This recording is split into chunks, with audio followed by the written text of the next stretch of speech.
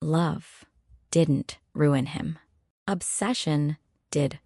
The night she understood this, nothing dramatic happened. No raised voices, no shattered glass, no threats spoken out loud. Just a quiet moment that felt watched. She lay beside him, staring at the ceiling, counting breaths that no longer felt like her own. His arm rested across her waist, heavy, not in weight, but in meaning, a reminder of presence, of claim. He was asleep, or pretending to be. And in that stillness, she felt something she couldn't explain yet. A tightening, a knowing. This is not the kind of story people notice from the outside. From a distance, their marriage looked like power and devotion perfectly aligned. A feared man finally choosing one woman. A woman protected by everything he owned. But behind closed doors, protection has a sound. It sounds like footsteps stopping outside a room. It sounds like doors locking softly. It sounds like questions asked twice. He told her he loved her the way powerful men do, as a statement, as a certainty, as if love were a thing you could secure once and never revisit. And at first, she believed it. She believed the long looks meant concern. The sudden calls meant care. The rules were temporary. Marriage, she told herself, required adjustment. Still, she noticed how conversations changed when other names came up. How laughter faded when she spoke too freely. How silence became safer than honesty. He never said you can't. He didn't have to. He simply waited, watched, let the room grow quiet until she filled it with compliance. In interviews later, long after everything unraveled, people would say he became more intense after the wedding, more alert, less patient. What they didn't see was how obsession grows without noise. It doesn't rush. It studies. He began remembering things she never told him twice, schedules she hadn't shared, expressions she didn't know she wore. And each time she asked how he knew, he smiled. I pay attention, he said. Attention can feel like love until it feels like surveillance. She started adjusting her life in small ways. Nothing noticeable. Nothing worth explaining. She delayed replies. She stopped going places alone. She learned how to sound calm when she wasn't. The house grew quieter, not peaceful, controlled. Because obsession doesn't need chaos. It prefers order. He believed he was protecting what mattered. He believed the world wanted to take her from him. And in his world, anything valuable was locked away. This is where love and fear become difficult to separate. He had lost things before. Power taught him that loss comes without warning, that anything not secured will disappear. So he secured her, not with chains, with certainty. He spoke for her, in rooms she wasn't in, made decisions he called necessary, framed control as sacrifice. And every time she hesitated, he reminded her of the danger outside those walls. She didn't argue, not because she agreed, but because arguing required energy she was saving. For what? She didn't know yet. What she did know was this. Love should not feel like something you must survive. Late at night, when the house slept and the guards stood motionless, she replayed memories of herself before him. Her voice, her ease, her choices. They felt distant, like a life that belonged to someone else. And still, she loved him. That was the hardest truth. Because obsession doesn't erase affection. It feeds on it. He sensed her pulling away long before she spoke. Power sharpens intuition. Fear sharpens it more. So he held tighter, asked more questions, offered fewer explanations. He didn't see himself as controlling. He saw himself as careful. But careful love listens. Careful love adjusts. This love demanded. The moment everything shifted didn't come with an argument. It came with a sentence spoken calmly across a dining table. I need space. 3 words. He didn't raise his voice. He didn't stand. He went still. And in that stillness, she understood something else. She hadn't just asked for distance. She had challenged ownership. From that moment on, nothing was the same. Because obsession doesn't respond to boundaries with reflection. It responds with resistance. And what followed was not passion, not jealousy, but something far more dangerous than anger. A refusal to let go. This is where the story turns, where love stops being the question and control becomes the answer. So ask yourself, as you listen to what comes next, is love still love when freedom becomes a threat?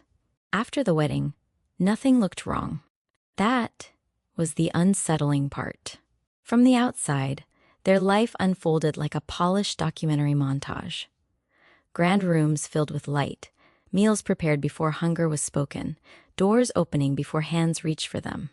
People said she was lucky. They said marriage had finally grounded him. They said love had changed him. But inside the house, inside the quiet, the truth felt different. Marriage didn't soften him. It tightened his grip. The days became orderly. Too orderly. Every morning followed the same rhythm. Every evening ended the same way. Even silence arrived on schedule.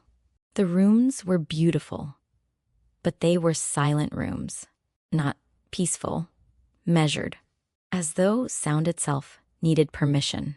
She noticed it first in the small things, the way he stood closer now when she spoke to others, the way conversations ended the moment he entered a room, the way decisions were already made before she knew there was a choice.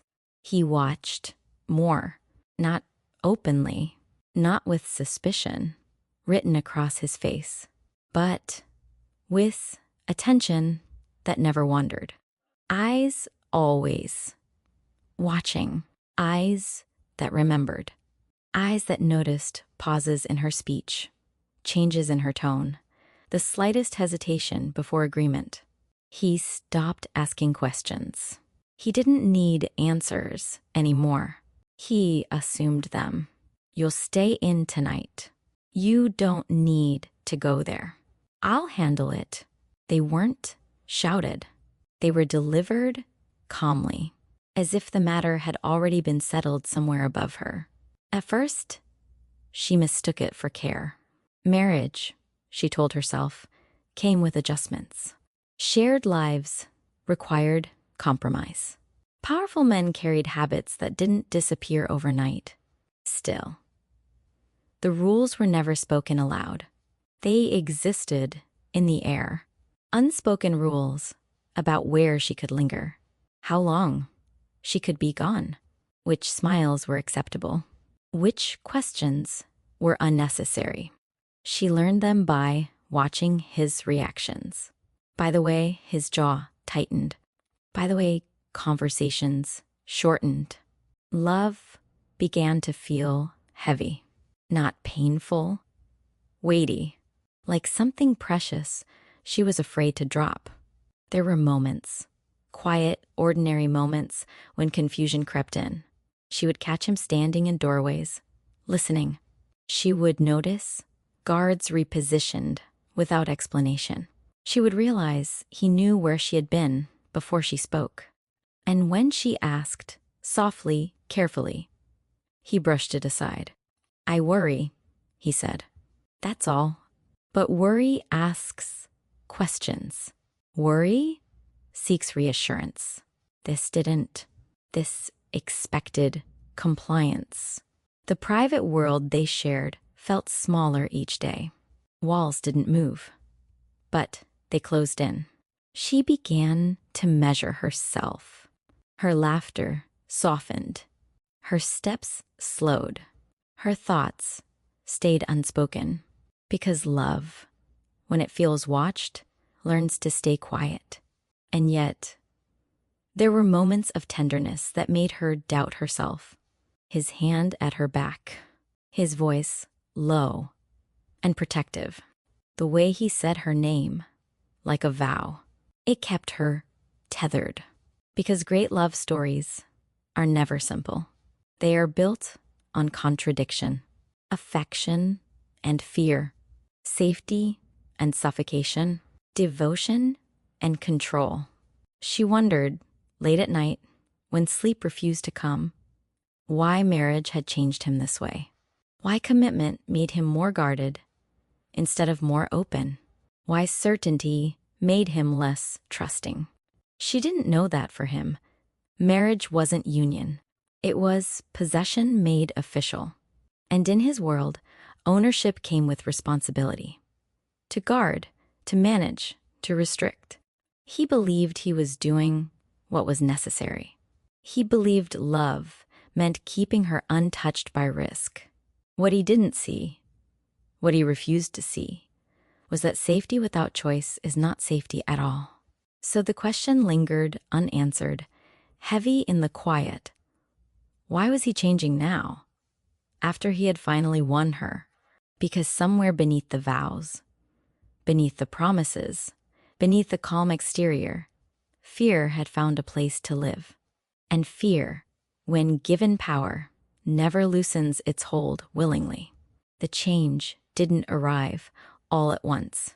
It unfolded slowly, quietly, so quietly that at first she questioned herself. It began with where she went. At first, it sounded reasonable. There's no need to go out alone. I'll send someone with you. That place isn't safe. He said it calmly, as though danger lived everywhere, except inside his reach.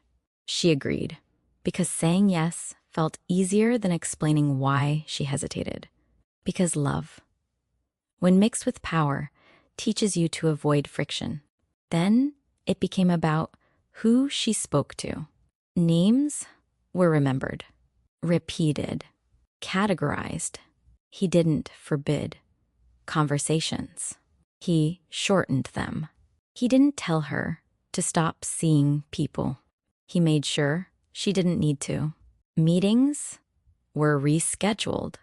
Plans quietly dissolved. Calls went unanswered, not by her, but on her behalf. And when she noticed, when she finally asked, he didn't defend himself. He smiled. "You don't need all that noise," he said. "You have everything here." Protection, he called it. Isolation. She felt it as. Then came the smallest changes. The ones no one warns you about. The dress that was suddenly too noticeable. The color that invited attention. The shoes that made her walk a little too confidently. He never said no outright. He just waited until she changed on her own. She began choosing outfits that wouldn't start conversations, that wouldn't draw looks, that wouldn't make him watch her longer than usual. Every adjustment felt temporary. She told herself that. But temporary things don't usually leave lasting marks. He didn't ask if she was happy. He assumed she belonged. Belonging, in his world, meant safety. It meant loyalty. It meant obedience disguised as care. Every "be careful" sounded like a warning, not about the world, but about crossing invisible lines. The house felt different now, still quiet, still beautiful. But the quiet pressed in, silent rooms that seemed to listen, hallways that felt longer at night, eyes always watching, even when he wasn't there. She became aware of herself in ways she never had before. The sound of her footsteps, the time on the clock, the weight of pauses before she spoke. Love should not require rehearsal. Yet she found herself practicing conversations in her head. What to say, what not to say, how to say nothing at all. From his side, it felt justified. He had everything to lose. Power had taught him that loss never announces itself politely, that the moment you relax is the moment something is taken. And she was the only thing he could not replace. So he tightened his grip, not with force, but with structure, schedules, boundaries, decisions made early and enforced quietly. He believed love meant keeping her untouched by chaos. He believed closeness required control. What he didn't understand was that love grows through trust, not restriction. And trust frightened him more than any enemy ever had. She felt it most clearly one evening. Standing by a window that overlooked the city lights, she had asked to go out. Just once. Just for a few hours. He didn't raise his voice. He didn't argue. He simply said, "There's no reason." And in that moment, she understood. Not every cage has bars. Some are built from certainty. She loved him. That truth made everything harder. Because love kept her still. Love made her wait. Love whispered that this could still change.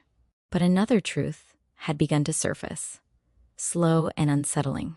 Protection should feel like shelter, not confinement. Care should feel like freedom to breathe, not permission to exist. And as she stood there, watching a world she was slowly being separated from, a question formed, one she could no longer ignore. Is he protecting her or imprisoning her? She didn't know the answer yet, but somewhere deep inside, beneath affection and fear and loyalty, something fragile began to stir. Awareness. And once awareness begins, nothing ever feels the same again. She didn't break all at once. She faded. That was the part no one noticed. In the quiet hours, when the house slept and even the guards stood still, her thoughts wandered back to who she had been before him.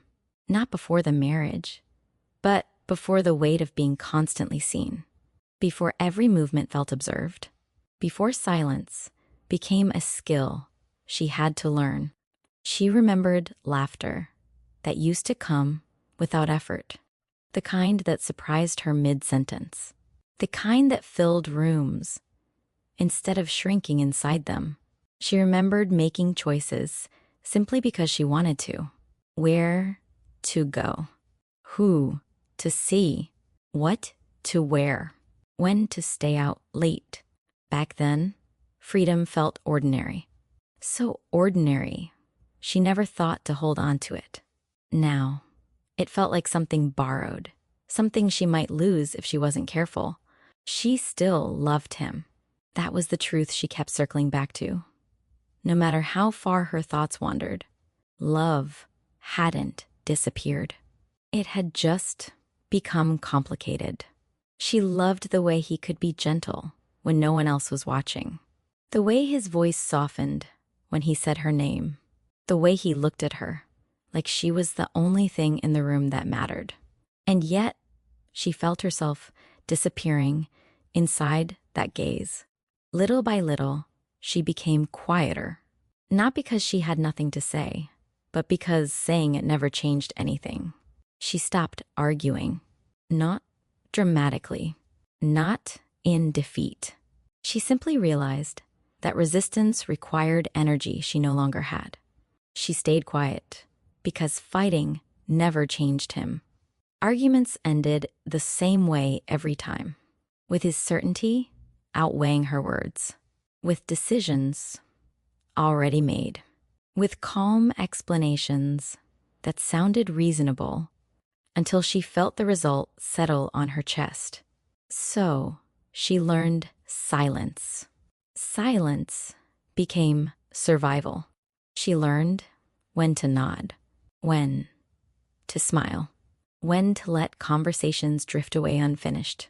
She learned how to listen without responding, how to exist without being noticed too closely. Silence kept the peace. Silence kept her safe. But silence also erased pieces of her. There were moments, small, fleeting moments, when she almost spoke, when something inside her rose, ready to name what she felt. And then she would see his face, the expectation, the confidence, and the words would retreat.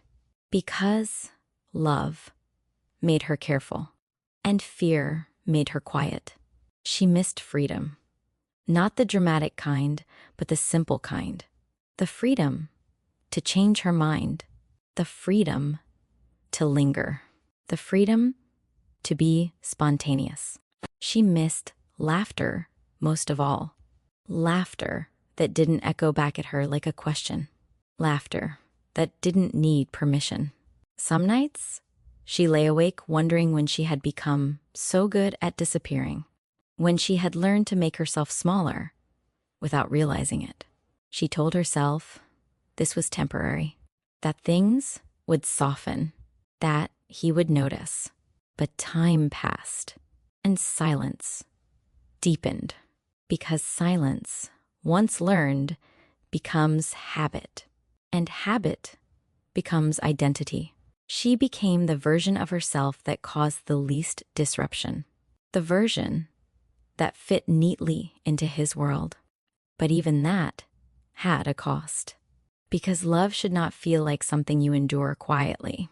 It should not require you to lose your voice, to keep it. And somewhere inside her, beneath affection, beneath loyalty, beneath fear, a question began to take shape. A question she hadn't yet dared to answer. How long can silence last before it breaks someone? She didn't know the answer yet, but she could feel it waiting, patient, unmoving, just like her. He never saw himself as the problem. That matters, because people like him rarely do. From his side, everything he did made sense. Loss had taught him early lessons, lessons he never questioned. That attachment was dangerous. That hesitation invited regret. That the moment you loosen your grip, something valuable disappears. In his world, loss wasn't tragic. It was humiliating. He had watched it happen before. Power taken. Trust betrayed. People he counted on choosing survival over loyalty. And every time, the message carved itself deeper into him. Never give anyone the chance to leave you unguarded. Love, to him, felt like exposure, like opening a door he had spent years reinforcing. So when he married her, when he chose her publicly, permanently, it didn't bring peace. It brought fear. Because suddenly, there was something he could lose that no amount of money or authority could replace. She wasn't an asset. She wasn't territory. She was human. And that terrified him more than any rival ever had. So he responded the only way he knew how, with control. Control felt familiar. Control felt strong. Control didn't abandon you in the middle of the night. Trust, on the other hand, required stillness. It required patience. It required believing someone would stay without being forced to. He didn't know how to do that. So he convinced himself he was protecting her from danger, from people who wanted what he had, from a world he believed would consume her if he didn't stand in the way. Every boundary felt justified. Every decision felt necessary. He told himself devotion meant responsibility, that love meant guarding what mattered at all costs. What he didn't realize, what he couldn't admit, was that he had begun to replace partnership with possession. He mistook proximity for closeness, monitoring for care, restriction for loyalty. He didn't know how to love without holding too tight.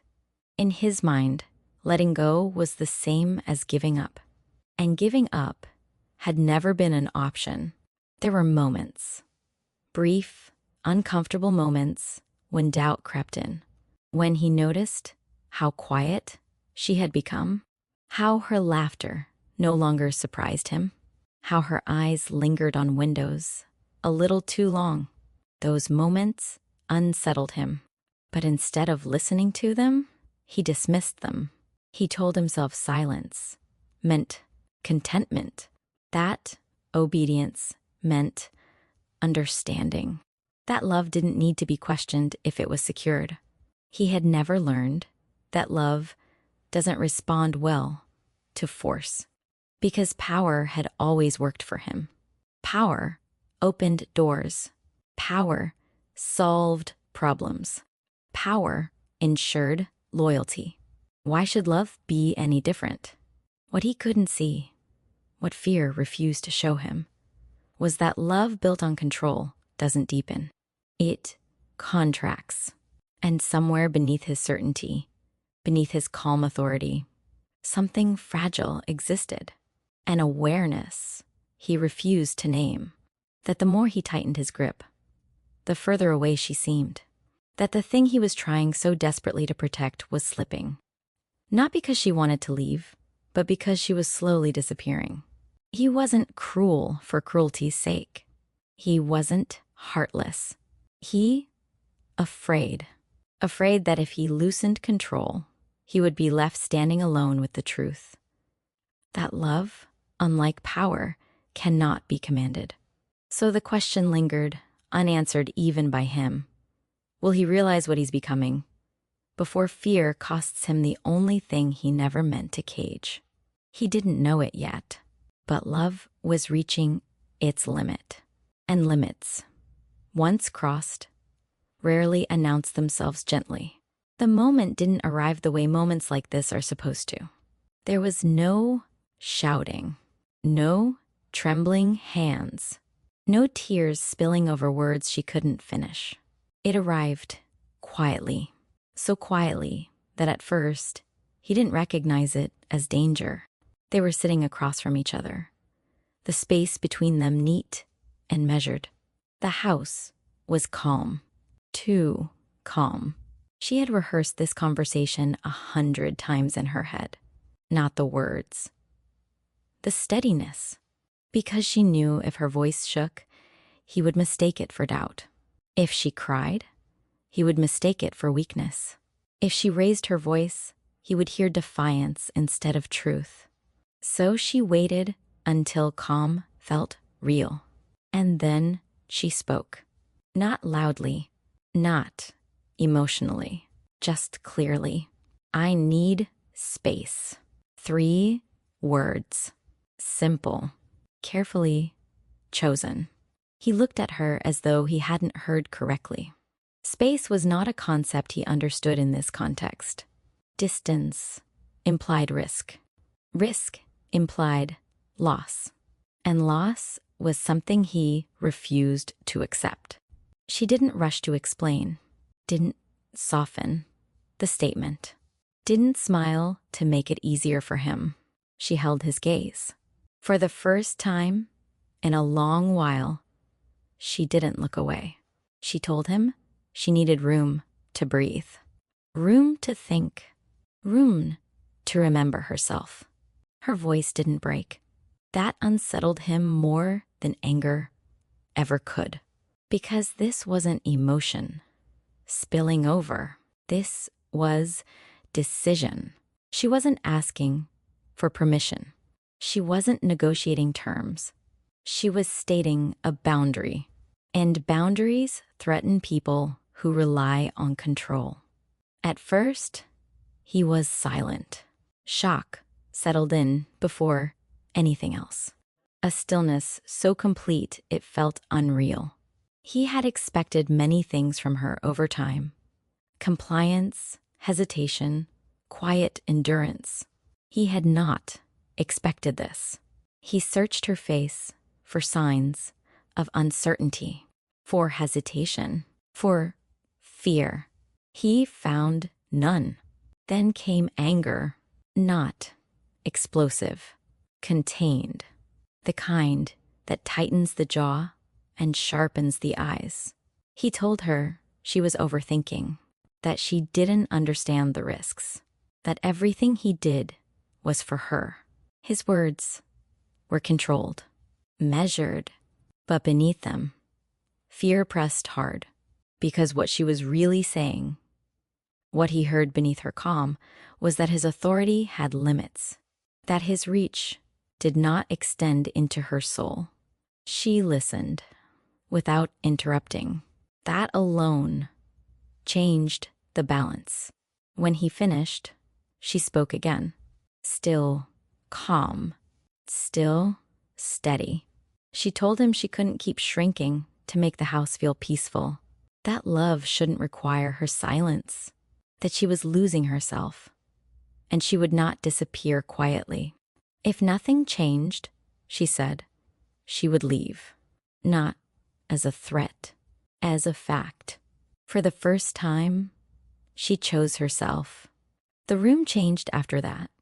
Not visibly, but irreversibly. Fear surfaced then. Sharp and immediate. Fear he couldn't talk his way out of. Fear he couldn't command away. Because power does not work on choice. And she had just exercised hers. He stood, then stopped. Pacing would have revealed too much. He realized something in that moment. Something he had avoided acknowledging. He could force her to stay, but he could not force her to remain. The difference mattered. His voice hardened. His words grew shorter. He accused her of being ungrateful, of forgetting everything he had done, of misunderstanding what love required. But even as he spoke, he knew something essential had shifted. She wasn't afraid anymore, not of him. That realization frightened him more than the idea of her leaving, because fear had always been the thing he understood, the thing he could manage. Without it, he didn't know where he stood. She rose as well, mirroring his movement without intention, not challenging, not retreating, equal. She didn't argue back, didn't try to convince him. She simply repeated herself. She needed space, and if she couldn't have it, she would go. Silence followed, heavy, unavoidable. He saw her then, not as something to protect, not as something to guard, but as someone capable of walking away. The thought unsettled him deeply, because everything he had built his certainty on, his control, his structure, his authority, meant nothing in the face of a choice freely made. This was the moment the story turned, not because she left, not because he changed, but because the truth had been spoken aloud, and once spoken, it could not be taken back. So the question lingered in the quiet, unanswered but pressing. Is this the end? Or the wake-up call that comes just before everything breaks? Neither of them knew yet, but both understood one thing clearly. Nothing would ever return to the way it was. He didn't listen. That was the moment everything crossed into something darker. Not louder, not violent, just colder. After she spoke, after she named the truth out loud, he didn't slow down. He didn't ask questions. He didn't sit with the fear she had finally revealed. He tightened control, as if tightening would restore order, as if firmness could erase choice. Decisions began happening without her. Plans changed without explanation. Doors opened and closed around her life without her consent. He told himself it was temporary, that she was emotional. That clarity would return once things were handled. But what he was really doing was responding to fear with authority, and authority does not heal love. He started deciding for her again, but this time openly, where she would stay, who would visit, what was necessary, and what was dangerous. He framed every command as concern, every restriction as protection. But something had shifted in her. Because once you see control for what it is, you cannot unsee it. She noticed the increased presence of guards, the sudden need for permission, the way her movements were anticipated before she made them. He no longer pretended. It was mutual. He simply expected compliance. Power replaced conversation. Structure replaced intimacy, and she felt it. That unmistakable click of realization. This wasn't care. This was containment. She walked through the house, feeling watched, not by cameras she could see, but by systems designed to track her existence. Eyes always watching, footsteps measured behind her, silence that listened too closely. Love shouldn't feel like surveillance. The thought arrived uninvited and stayed.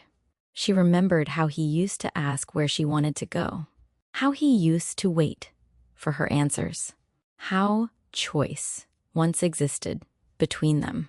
Now, choice felt like a threat. He believed he was preventing disaster, that if he just held everything steady, she would calm down. That resistance was temporary, but what he didn't understand, what fear refused to show him, was that love does not return under pressure. It retreats. She stopped trying to explain. There was no point anymore. He wasn't listening for understanding. He was listening for obedience. And with every decision he made for her, something inside her went quiet. Not submissive, resolved. This was the darkest point. Not because something dramatic happened, but because clarity arrived. She finally understood that this wasn't about safety. It never had been. It was about fear, wearing the shape of love, about control masquerading as devotion, about possession disguised as care. Heartbreak doesn't always come with tears. Sometimes it comes with awareness. She loved him. That truth still existed. But love alone could not survive this. Not when affection had been replaced by monitoring. Not when concern had turned into authority. He stood in rooms making plans. She stood in doorways, realizing she was no longer part of them. The distance between them wasn't physical. It was fundamental. And as tension filled the space, quiet, heavy, unavoidable, a new question pressed forward. Not one she asked aloud. Not one he noticed. Will she escape or submit? Because there comes a moment in every great love story when endurance reaches its limit. And what follows, freedom or surrender, changes everything. She didn't leave the way people expect endings to happen. There was no confrontation, no dramatic announcement, no final argument that shattered the silence. She left quietly. That was the most painful part. By the time she made the decision, she had already grieved the relationship in silence, grieved the man she loved, grieved the version of herself that believed love alone could fix everything. The house was asleep when she stood in the doorway of the room that had once felt like safety. She paused, not because she was unsure, but because memory has weight. This was where she had hoped, where she had waited, where she had slowly disappeared. She didn't take much with her, just what she needed to remain herself. Because leaving wasn't about punishment. It wasn't about revenge. It was about survival. For a long time, she had believed staying meant strength, endurance, loyalty. But she finally understood something no one had taught her. Love that costs you. Your freedom is not love. It is endurance, dressed up as devotion. As she walked away, she didn't feel relief right away. Relief comes later. What she felt was grief, because loving him had been real, and leaving him hurt. She loved the man he was capable of being, the man who softened when he forgot to be afraid, the man who looked at her like she mattered more than his empire. But capability is not the same as choice, and he had chosen control. He realized she was gone hours later, not because alarms sounded, not because anyone told him. He felt it. The absence had a weight. For the first time, the house felt empty, not quiet, not orderly, empty. He stood in rooms, waiting for footsteps that never came, listened for a voice that no longer answered. Power surrounded him. Structure remained intact. But something essential was missing. He replayed conversations in his head, the calmness of her voice, the steadiness of her eyes, the moment she stopped asking him to understand. That was when fear finally caught up to him. Not fear of enemies, not fear of loss, fear of himself. Because only then did he see it clearly, the way love had slowly turned into possession, the way protection had become permission, the way trust had been replaced by certainty. He didn't lose her because she stopped loving him. He lost her because he never trusted her. That truth settled slowly, heavily. Obsession doesn't announce its damage until it's finished destroying what it was trying to save. She didn't disappear from his life entirely. She remained in memories, in quiet moments, in every decision that now felt hollow. And she didn't leave broken. That mattered. She left knowing she had chosen herself, knowing she had honored her voice, knowing love should never require silence to survive. This was not a fairy tale. There was no reunion in the rain, no last-minute realization that fixed everything. Just truth. Love without freedom is not love. And obsession destroys what it tries to protect. Some stories don't end with people together. They end with people whole. And sometimes that is the bravest ending of all. What happened between them was never about the absence of love. That truth matters, because it's easier to believe love failed than to admit something else stood in its place. Some people don't fear love. They fear losing control. He had never been afraid of danger, never afraid of enemies, never afraid of bloodshed, betrayal, or consequence. What he feared, what he had no language for, was vulnerability. Love required him to trust without leverage, to loosen his grip without guarantees, to believe someone would stay, even when the door was open. And that kind of faith felt reckless to a man who had built his life on certainty. So he chose control instead. And control cost him everything. After she left, the shift was immediate. Power didn't disappear.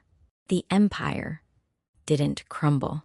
Orders were still followed, but something fundamental changed. Rooms felt larger than they should have. Silence stretched longer. Decisions took more effort, because for the first time, control had nothing to anchor itself to. He began noticing consequences he had never accounted for. People hesitated before speaking to him now. Loyalty felt thinner, less human. Obedience remained, but warmth vanished.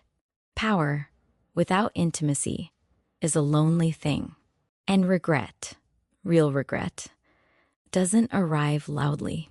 It arrives in fragments, in moments where he reached for his phone and stopped, in rooms where he expected her presence and remembered she had chosen absence instead, in the realization that everything he had protected so fiercely now felt empty.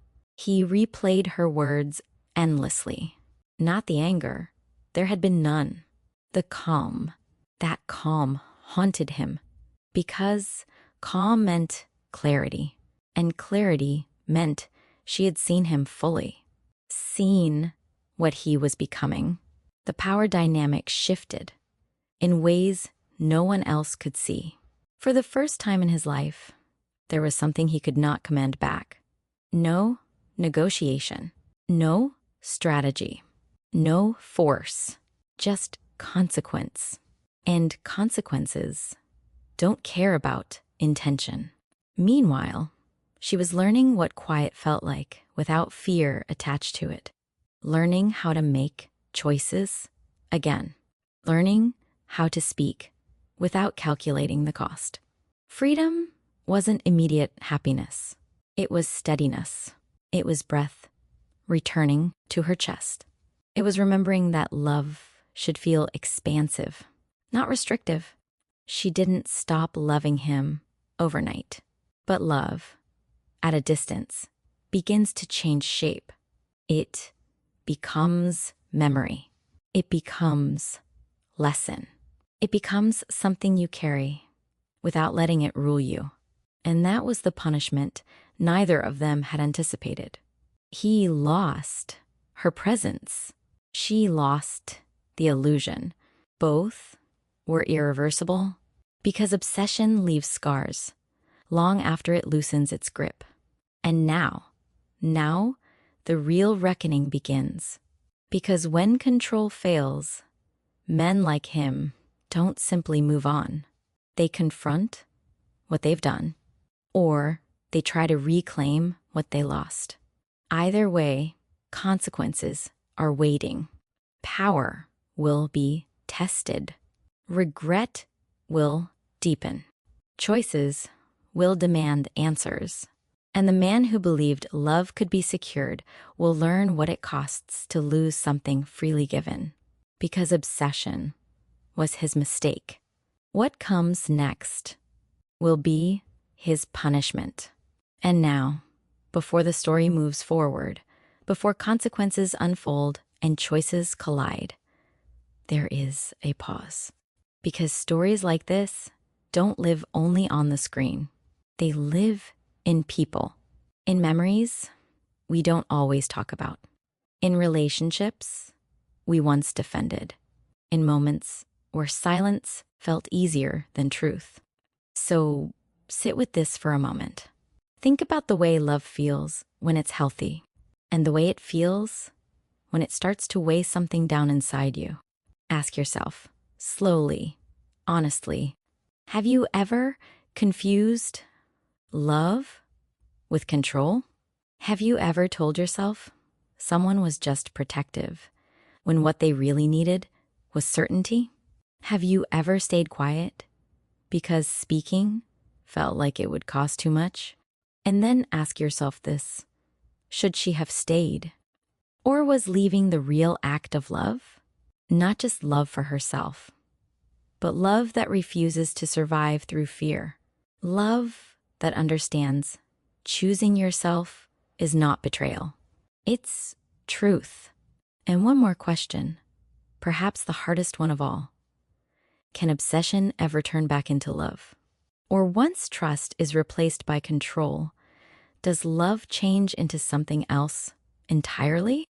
These questions don't have easy answers. That's why they matter. Because part 5 is not about romance as fantasy. It's about consequences, power shifting hands, regret arriving too late. And what happens when a man who has always controlled outcomes faces the one thing he cannot command back? If this story stirred something in you, if you recognized yourself in the silence, or in the fear, or in the choice, take a moment, like the video, leave a comment with your thoughts, share your answer, and subscribe to Honey's Romance Stories channel because part 5 is coming. And what comes next will change everything.